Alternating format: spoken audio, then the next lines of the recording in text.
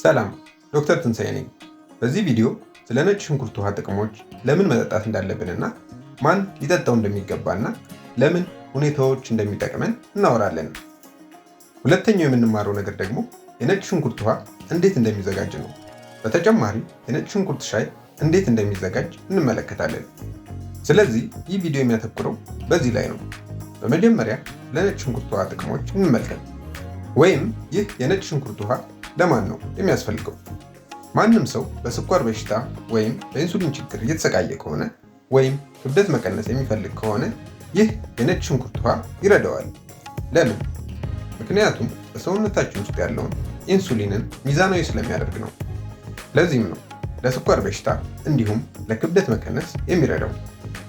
ሁለተኛው ነገር ደግሞ አንድ ሰው ከፍተኛ ኮሌስትሮል ካለበት ወይም የደም ግፊት ችግር ካለበት ወይም ደሙን ለማቅጠን መድኃኒት የሚፈልግ ከሆነ ነጭ ሽንኩርት አማራጭ ነው፣ ወይም ከመድኃኒቶቹ ጋር አብሮ መጠቀም ይቻላል።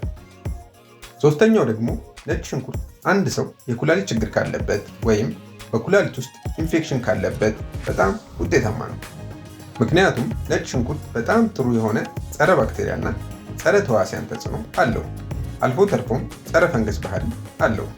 ለዚህ ነው ወንድም ሆነ ሴት ማንኛውም አይነት የሽንት ቱቦ ኢንፌክሽን ቢኖርባቸው ነጭ ሽንኩርት መጠቀም በጣም ጥሩ የሆነ። አራተኛ ደግሞ ነጭ ሽንኩርት አንድ ሰው የመገጣጠሚያዎች ችግር ካለበት ወይም በማንኛውም መገጣጠሚያዎች ወይም አጥንቶች ላይ ከሆነ የነጭ ሽንኩርት ውሃ ይረዳል። እንዴት ይጠቅማል? የመገጣጠሚያዎችን እብጠት ይቀንሳል። ለዚህ ነው መገጣጠሚያዎች ጤናማ የሚሆኑት።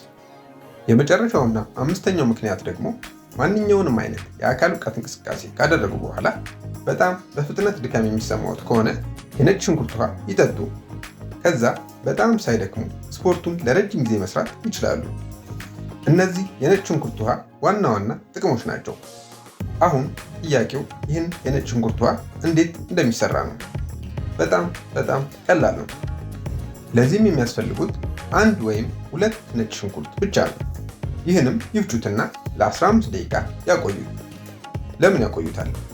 በነጭ ሽንኩርት ውስጥ ብዙ ንጥረ ነገሮች ስላሉ ከአየር ጋር ሲገናኙ ወደ ተሻሉ ንጥረ ነገሮች ይቀየራሉ።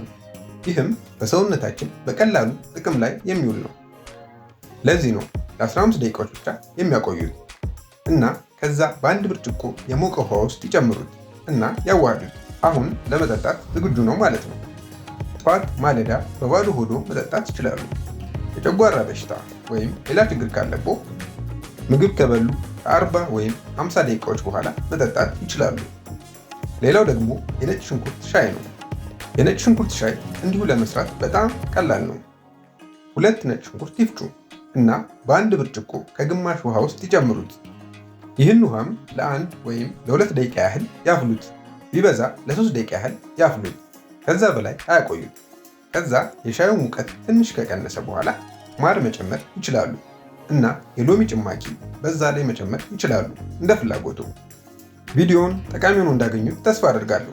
ለተጨማሪ ጠቃሚ የሆኑ የጤና መረጃዎች ሰብስክራይብ ማድረግዎንና የደወል ምልክቷን መጫንዎን አይርሱ። ሰላም ለእናንተ ይሁን።